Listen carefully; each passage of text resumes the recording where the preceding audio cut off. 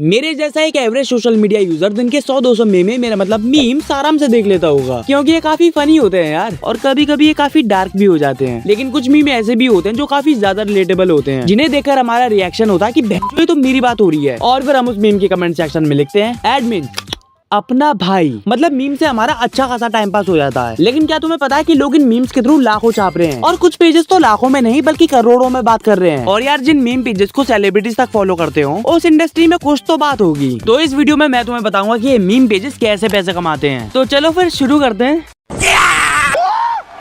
यहाँ पे क्या हो रहा है मैं नहीं बताऊंगा।